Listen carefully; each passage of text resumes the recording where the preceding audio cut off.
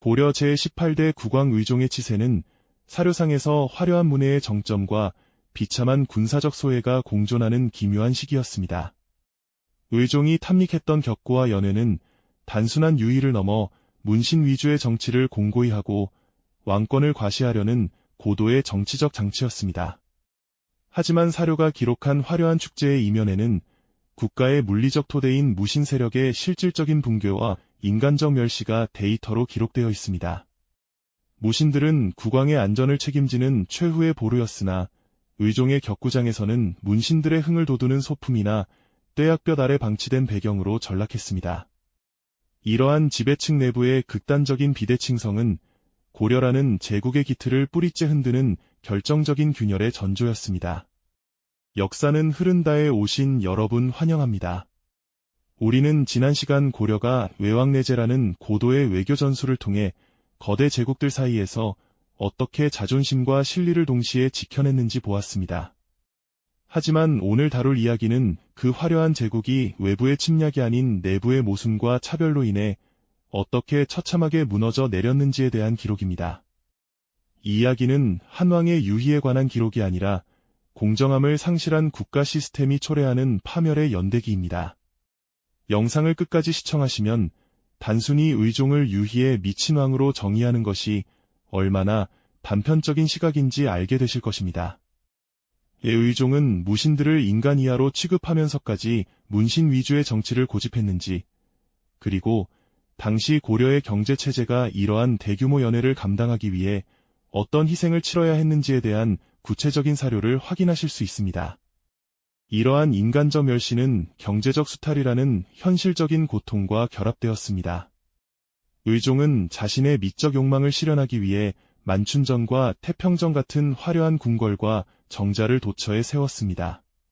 사료는 이 공사 과정에서 무신들이 겪었던 수모를 생생하게 증언합니다. 군인으로서의 훈련 대신 건축 현장의 감독관이나 심지어 직접 돌과 나무를 나르는 자벽부로 동원된 무신들의 처지는 당시 고려 군사 조직의 위상을 적나라하게 보여줍니다.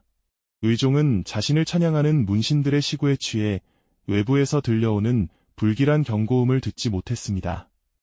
태평성대를 구가한다는 환상은 오직 개경의 궁궐 안에서만 유효했습니다. 사료의 행간을 읽어내면 격구장의 흙먼지 속에서 무신들이 주고받았던 침묵은 이미 임계점을 넘어선 상태였습니다. 의종의 화려한 행차는 겉으로는 제국의 위엄을 과시하는 듯했으나 실제로는 거대한 화약고 이를 걷는 위험한 행보에 불과했습니다. 의종대의 화려한 문의 부흥은 역설적으로 고려라는 국가 시스템의 경제적 자살 행위와 다름없었습니다. 사료에 따르면 의종은 즉위 기간 내내 대규모 토목 공사를 멈추지 않았습니다. 개경 도처의 만춘전, 태평정, 양의정 같은 화려한 정자와 별궁을 짓고 연못을 파는 행위는 단순히 개인의 취향을 넘어 국가 재정의 운용 방향을 민생이 아닌 국왕의 미적 욕망으로 고착화시킨 결과를 초래했습니다. 고려사지에 기록된 당시의 재정 데이터를 분석해보면 이러한 공사 비용을 충당하기 위해 백성들에게 가해진 수탈의 강도는 이미 정상적인 국가 운영의 범위를 벗어나 있었습니다. 의종의 이러한 건축 광풍은 무신들에게 이중적인 고통을 안겨주었습니다. 군인으로서의 훈련과 국방의 의무는 뒷전으로 밀려났고 상급 무관부터 하급 군인에 이르기까지 공사 현장의 자벽부로 동원되었습니다. 사료는 무신들이 화려한 궁궐의 돌을 나르고 나무를 베며 흘린 땀방울이 어떻게 그들의 자부심을 갉아먹었는지 냉정하게 기록하고 있습니다. 특히 전시과 제도의 붕괴는 무신들의 생존권을 직격했습니다. 무신들이 떼약볕 아래서 노동을 할 때 문신들은 그들이 지은 정자에서 실을 읊으며 보상을 챙기는 이 모순적인 분배 구조는 고려 사회의 공정성 지수를 제로로 만들었습니다. 무신들은 자신들이 지탱하는 이 체제가 과연 누구를 위한 것인지 끊임없이 자문할 수밖에 없었습니다. 경제적 소외는 필연적으로 권력의 공백을 야기합니다. 의종은 무신들을 경제적으로 압박함으로써 그들의 힘을 억제하려 했으나 이는 오히려 쥐가 고양이를 물게 만드는 극한의 상황을 조성했습니다. 결국 의종의 화려한 건축 사업과 끊임없는 유희는 고려라는 거대한 배에 스스로 구멍을 뚫는 행위였습니다. 사료가 전하는 이 시기의 재정 기록은 단순한 숫자의 나열이 아니라 지배층의 오만과 무능이 빚어낸 참혹한 성적표입니다. 국가의 자원을 생산적이고 방어적인 곳에 투입하지 않고 오직 통치자의 미적 만족에만 쏟아부은 결과는 참혹했습니다. 무신들은 이미 마음속으로 고려의 국왕을 버렸으며 그들이 기다린 것은 오직 그 거대한 분노를 터뜨릴 수 있는 단 하나의 불씨뿐이었습니다. 고려 의종 24년 보현원으로 향하는 국왕의 행차는 겉보기에는 평화로운 유람이었으나 그 내부는 이미 폭발 직전의 화약고와 같았습니다. 사료는 이 행차의 과정에서 벌어진 일련의 사건들이 어떻게 무신들의 인내심을 완전히 바닥나게 했는지 냉정하게 기록하고 있습니다. 특히 오행당 근처에서 벌어진 수박희 장면은 당시 고려 지배층이 무신을 바라보던 시각이 얼마나 비인간적이었는지를 보여주는 결정적인 데이터입니다. 의종은 무신들의 사기를 북돋운다는 명분으로 격투 시합을 시켰으나 이는 격려가 아닌 노장들을 향한 가혹한 구경거리에 불과했습니다. 무신들은 이미 이 행차 전부터 정중부, 이이방, 이고를 중심으로 치밀한 거사를 준비하고 있었습니다. 보현원이라는 폐쇄적인 공간은 무신들에게는 최적의 사냥터가 되었고 문신들에게는 도망칠 곳 없는 함정이 되었습니다. 사료는 보현원에 도착한 의종이 다시 연회를 베풀려 할 때 무신들이 함성을 지르며 칼을 뽑아들었던 그 순간의 긴박함을 전합니다. 문신들은 자신들이 을조리던 화려한 식으로 칼날을 막을 수 없었습니다. 이 사건 이후 고려의 사회구조는 근본적인 변화를 겪게 됩니다. 사료 속에서 무신들은 더 이상 문신들의 명령을 받는 실무자가 아니라 국가의 대소사를 결정하는 정책 결정자로 등장합니다. 최고 권력기구인 중방의 위상은 격상되었고 문신들은 행정적인 실무를 담당하는 하급 관료로 전락했습니다. 이는 고려가 지탱해온 문치주의의 종말이자 실력과 무력이 지배하는 비정한 무신 시대의 개막을 의미했습니다. 우리는 보현원의 기록을 통해 명분과 예우가 사라진 사회가 얼마나 쉽게 폭력의 소용돌이에 휘말릴 수 있는지를 확인합니다. 의종의 화려한 격구와 연회는 그 자체로 문화적 성취였을지 모르나 그 즐거움을 위해 타인의 존엄을 밟았던 오만함은 결국 왕조의 몰락이라는 부메랑이 되어 돌아왔습니다. 사료가 전하는 그날 밤의 비명소리는 천년이 지난 지금까지도 우리에게 공정한 대우와 상호 존중이 결여된 권력이 얼마나 위태로운지를 경고하고 있습니다. 보현원 이후 수립된 무신 정권이 고려 사회에 남긴 상흔과 유산, 그리고 의종의 비참한 최후가 우리 역사에 던지는 마지막 질문을 정리하며 이번 에피소드를 마무리하겠습니다.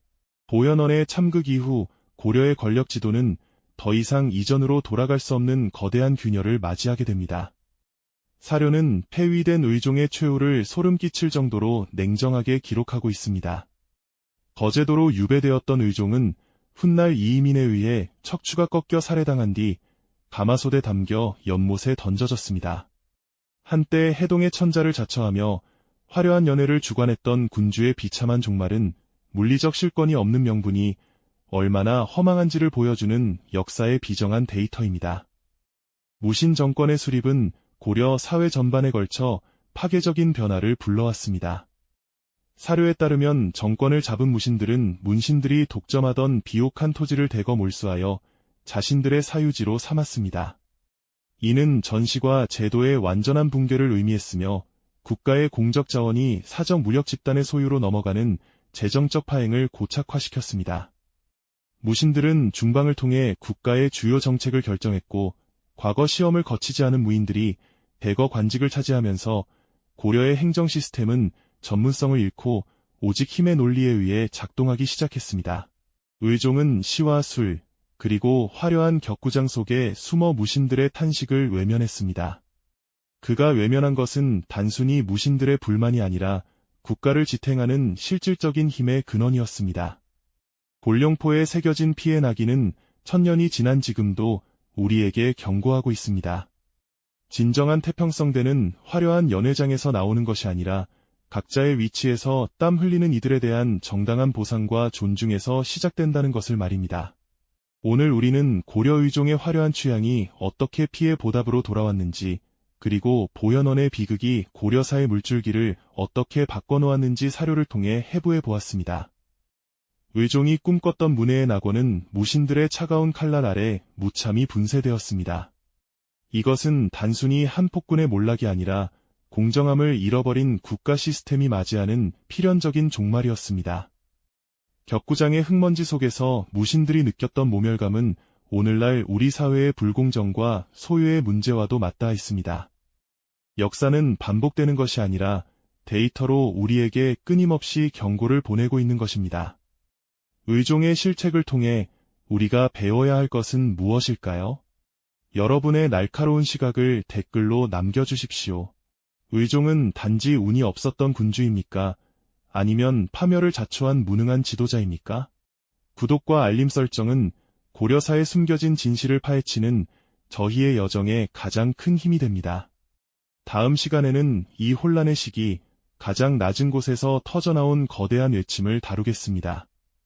노비들의 반란 만적의 난, 신분의 굴레를 끊으려 했던 자들의 처절한 기록편으로 돌아오겠습니다.